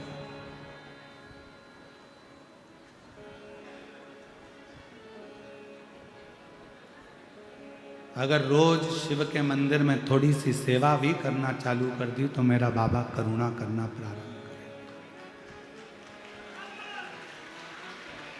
पार्वती मैया का भाग्य देव ऋषि नारद जी बता रहे हैं कि इनको ऐसा पति मिले।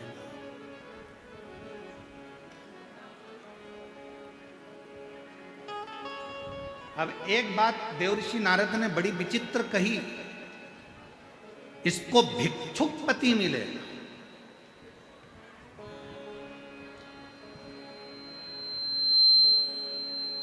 तुम्हारी किस्मत में मान लो दुख लिखा है, तुम्हारी किस्मत में अगर कोई तकलीफ लिखी है, तुम्हारी किस्मत में अगर कोई तकलीफ, दुख, कष्ट लिखा है, परेशानी लिखी है, और यदि भगवान शंकर की आराधना आप कर रहे हैं तो वो सारी दुख तकलीफ आपकी नहीं रहेगी, देवादिदेव महादेव की हो जाएगी, और महादेव उसको संभाल, शिव उसको संभाल।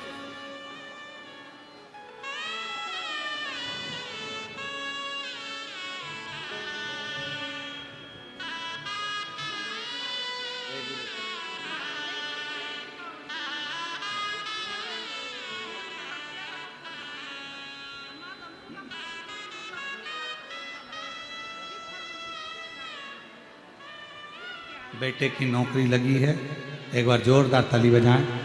सीहोर बाबा की कावड़ भरी, खूब हृदय से आनंद से बाबा से प्रार्थना करी, और हमारी तरफ से सबको निमंत्रण है।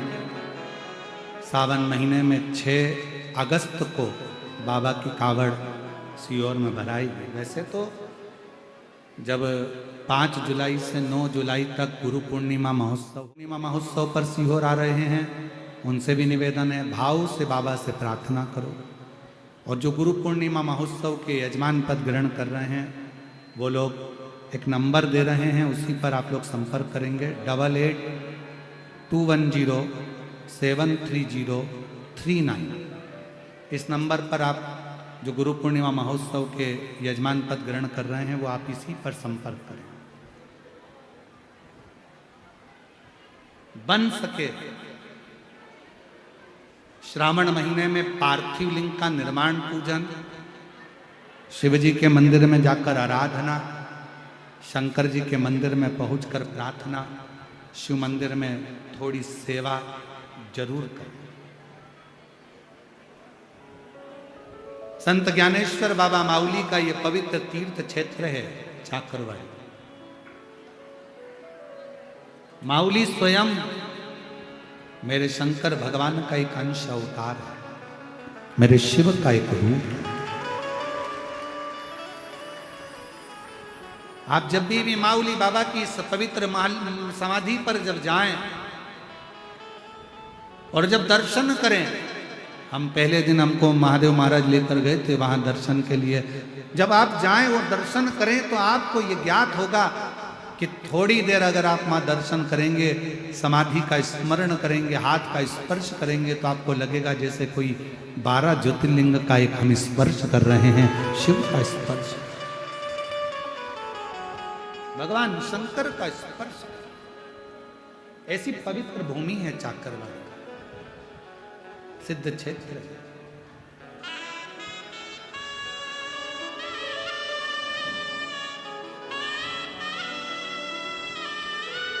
और मेरे बाबा दया करना मेरे भरोसे। माँ को आंखों में कैंसर हो गया था, एक ऑपरेशन करा लिया था, डॉक्टर ने कह दिया था कि फिर कैंसर हो गया और हार गई थी। आखिरी में शिव जी की शरणागति ग्रहण करी, रात को 12 बजे वाला शहद का प्रयोग करा और आज माँ पूर्ण तरह से स्वस्थ है और कैंसर भी नील है। एक बार जोरदार ताली।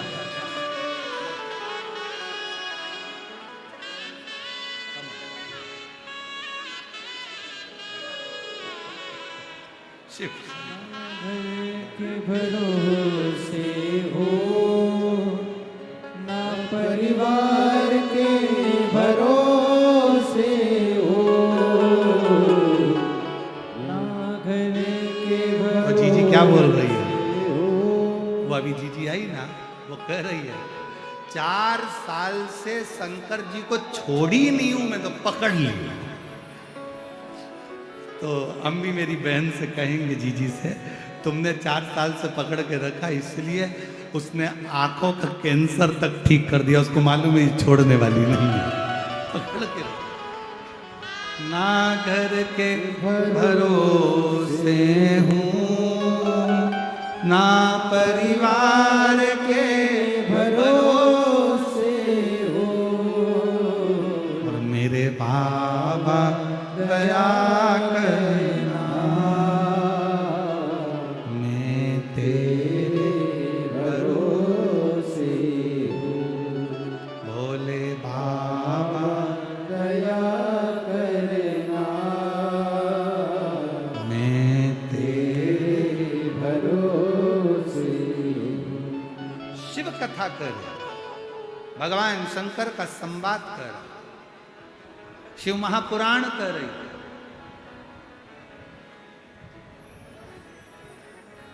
नग्न वेशधारी भिक्षुक, जटा जूट बांधने वाला, भस्म रमाने वाला, इसको पति मिलेगा, इसको ऐसा पति मिलेगा।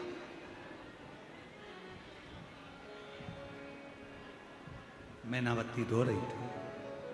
हिमालय राज्य ने कहा जो ललाट पर लिखा है उसे कोई टाल नहीं सका, शिव के सिवा कोई नहीं। मेरी जीजियों, मेरे जीजाओं, मेरी बेटियों, बेटाओं, मेरी माताओं, मेरे भाई,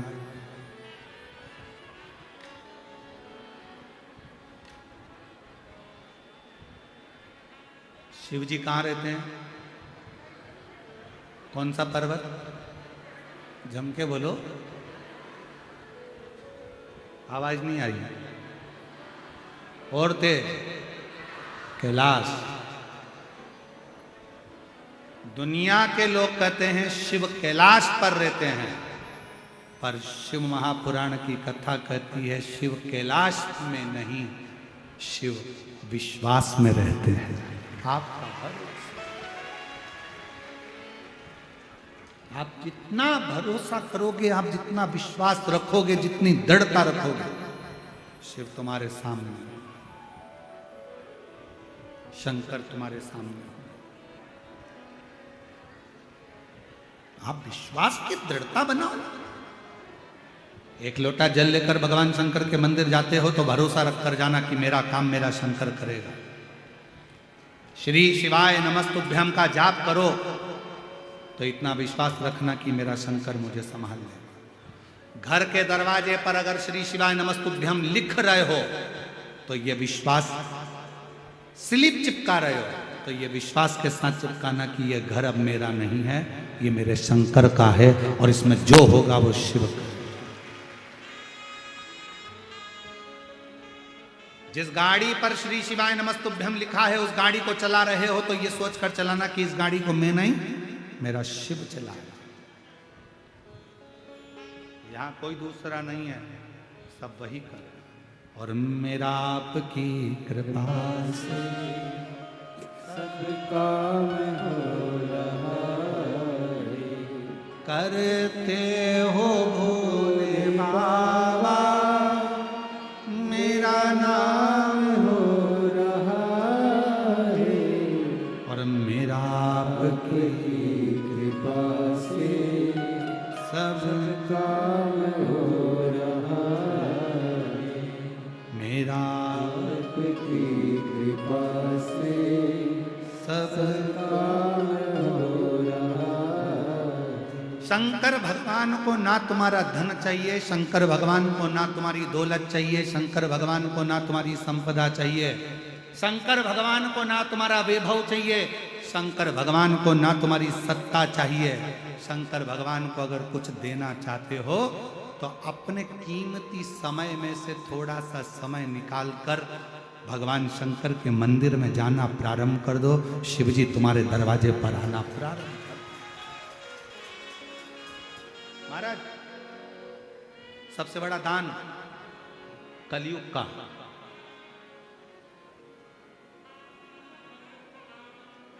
उत्तर दो। कलयुग का सबसे बड़ा दान कौन सा है? कलयुग का सबसे बड़ा दान कौन सा है? जल्दी उत्तर दो रे भीड़ वाले। अच्छी बढ़िया साड़ी वाड़ी कस के आदि कमरिया पे साड़ी आ भाई, भीड़ वालों की बात बोलो। कलयुग का सबसे बड़ा दान कौन सा है? कलयुग का सबसे बड़ा दान है वक्त का दान, समय का दान। पत्नी को पति से कोई दौलत नहीं चाहिए, पत्नी को पति का थोड़ा सा समय चाहिए। भाई को बहन, बहन को भाई से समय चाहिए।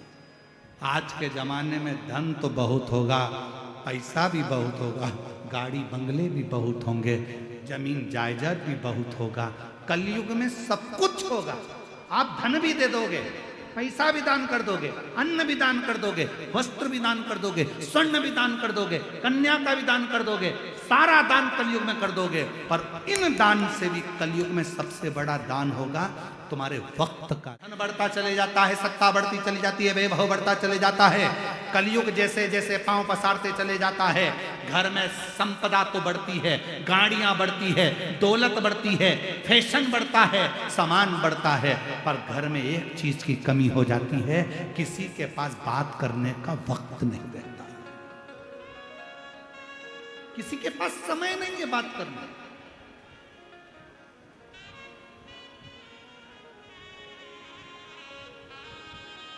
थोड़ा समय दीजिए, थोड़ा सा समय देने का प्रयास करिए। एक अच्छे रिश्तों को निभाने के लिए समय का दान, वक्त का दान बहुत जरूरी है।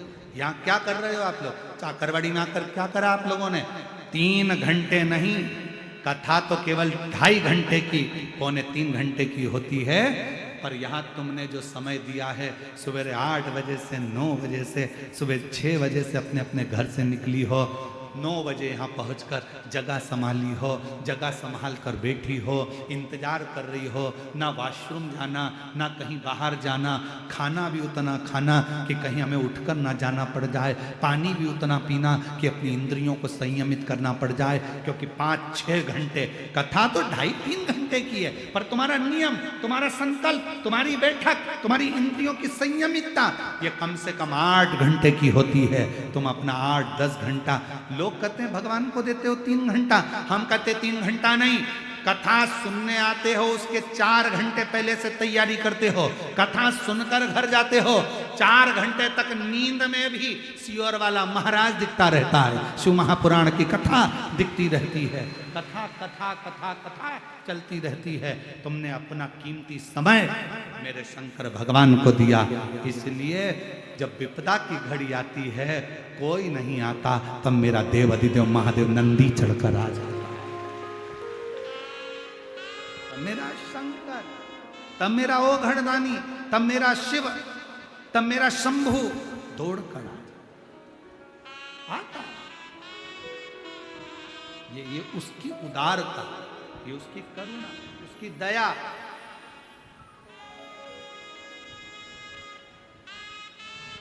और शंभु शरणे मांगू घड़ी रे, दुख काटो दया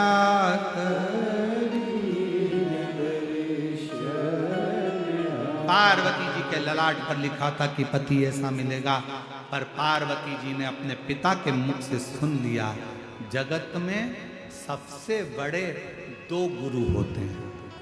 जगत में सबसे बड़े दो गुरु होते हैं, पहले नंबर पर माँ और दूसरे नंबर पर पिता। माँ पहले नंबर का गुरु होती है और पिता दूसरे नंबर का गुरु होती है। माँ ने देव ऋषि नारद के सामने कह दिया, अगर मेरी बेटी की किस्मत में ऐसा लिखा है तो मेरी बेटी शंकर की आराधना करेगी, और शिव की आराधना अगर मेरी बेटी करेगी तो मेरी बेटी किसी दूसरे की नहीं शंभू की हो जाएगी। जो शंभू का हो जाता है उसके पास कोई कमी नहीं। मेरी बेटी शंकर की होगी, मेरी बेटी ओघरदानी की होगी। और कितना विश्वास था पार्वती जी का, कितना भरोसा था।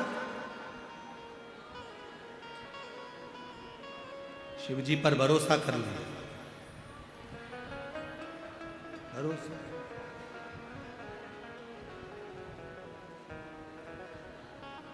भरोसा रखकर मेरे देव अधिदेव महादेव के साथ में पार्वती जी का विवाह भी हो। आपसे पूछे उत्तर दीजिएगा। हिमालय राज,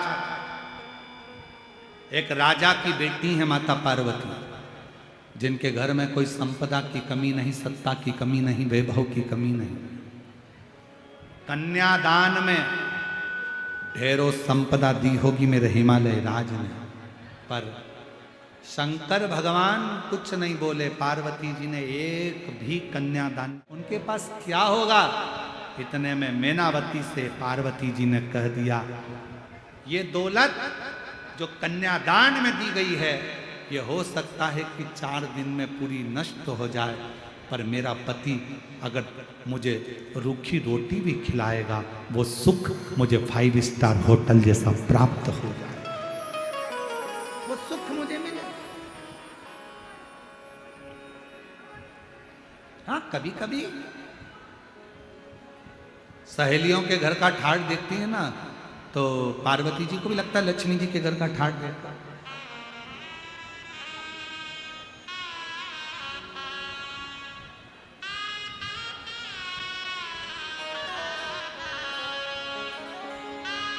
कभी मानी ना बात ओ भोलेनाथ, कभी मानी ना बात ओ भोलेनाथ, कभी मानी ना बात ओ भोलेनाथ, कभी मानी ना बात ओ भोलेनाथ, मेरे ओ भोलेनाथ, ओ भोलेनाथ मेरे ओ भोलेनाथ, ओ भोलेनाथ मेरे ओ भोलेनाथ। सब गाइए।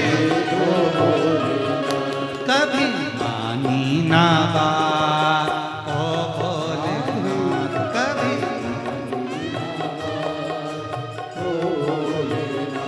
कभी मानी ना बात ओ भोलेनाथ, कभी मानी ना बात ओ भोलेनाथ, ना बात ओ भोलेनाथ, कभी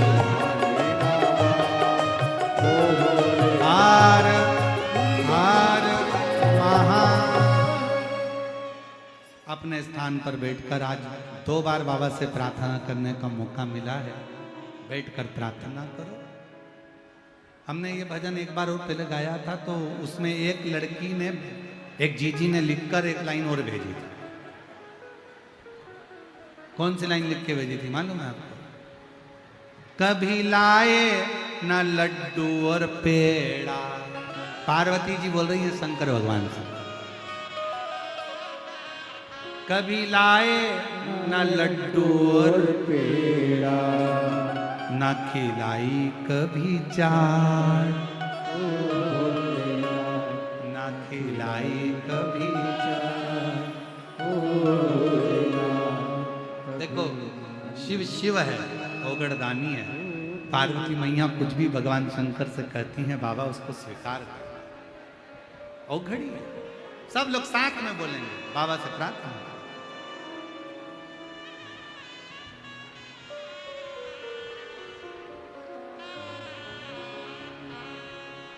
श्री शिवाय नमस्तुभ्यं। श्री शिवाय नमस्तुभ्यं। श्री शिवाय नमस्तुभ्यं। श्री शिवाय नमस्तुभ्यं। भोला सब दुख काटो ओ भोला सब दुख काटो। शिव शंकर जपो तेरी माला, भोले बाबा जपो तेरी माला। भोला सब दुख काटो मारा, ओ भोला सब दुख काटो मारा। देश मंगल मंगलकारी, देश मंगल मंगलकारी। शमशान वासी हमारा, शमशान वासी हमारा।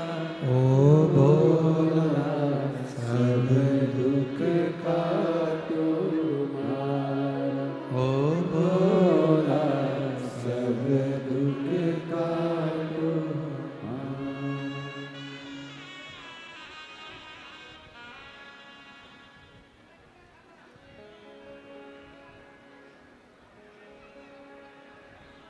बाबा देवाधिदेव महादेव भगवान शिव, औगड़दानी त्रिकालदर्शी कैलाशी विनाशी शंकर करुणा सागर शिव की कथा कर रहे हैं।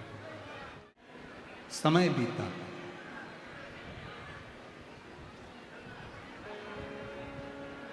राजसी ठाट छोड़कर जिना जहां मरगट का वास हो, ना कोई आस पास हो, ऐसी माँ जगत जननी जगदम्बा पार्वती अपने शिव के साथ निवास कर।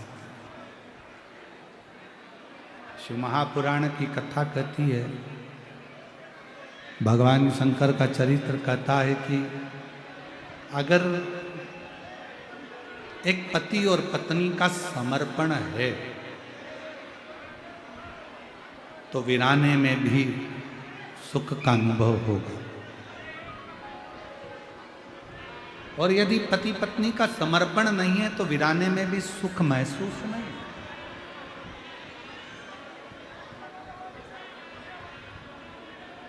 फिर वीराने में भी सुख महसूस नहीं हो सकता। मेरे देवाधिदेव महादेव भगवान शंकर पार्वती जी के साथ में विराजमान, और आप देखो अगर जहां शंकर है वहां पर वीराने में भी सुख है। वीराने में भी जो सुख कर दे वो देवाधिदेव महा।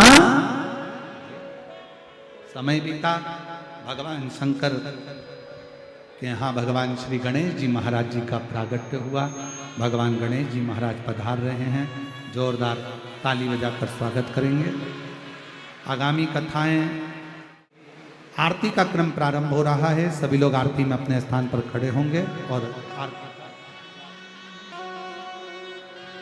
आरती में सम्मिलित होंगे। शिव ओंकारा भोले भज शिव ओंकारा, ब्रह्मा विष्णु सदा शिव भोले भोले हरे धांगी धारा। ओम हरे हरे हरे महादेव। हंसासन गरुड़ासन हंसासन भोले